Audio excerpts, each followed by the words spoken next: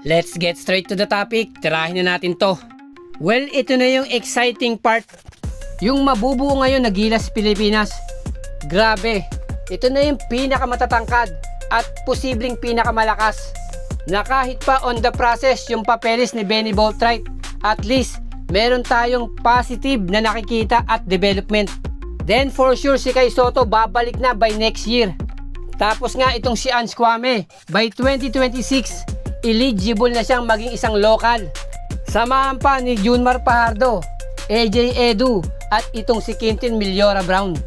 Imagine ninyo, 5 o hanggang 6 na matatangkad na players ng Gilas Pilipinas ang ibabandera natin for upcoming FIBA tournaments.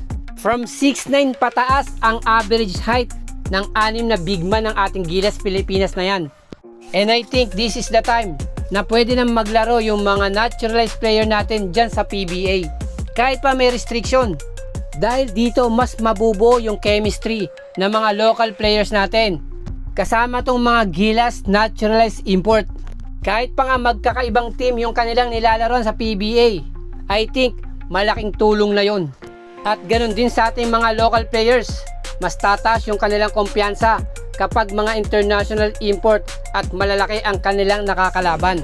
Na ginagawa ngayon ng B-League ng Japan, KBL ng Korea, at ganun din ng Taiwan. At ito pa, hindi na natin problemahin at hihintayin yung mga naturalized import natin dahil narito lang sila sa ating bansa. At anytime mong tawagan, ora mismo, nandyan na yan sa practice.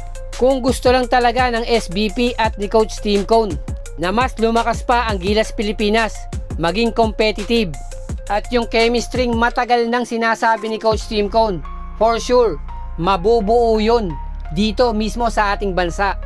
And aside nga po ron sa mga nasabi kong pointers para mas lumakas pa ang Gilas, siguro sa tingin ko ito na yung oras na kumuha si Coach Tim Cone ng legit na point guard. Kaya nga nakikita ko good addition dito si Juan Gomez Deliano, na kung bubuklatin natin yung kanyang resume, from local, naglalaro yan bilang point guard. Internationally, sa Europe, sa Japan, sa Korea, point guard ang laruan yan. Na ang posisyon na yan ang kulang ng ating Gilas Pilipinas, na dapat i-priority ngayon ni Coach Tim Cone.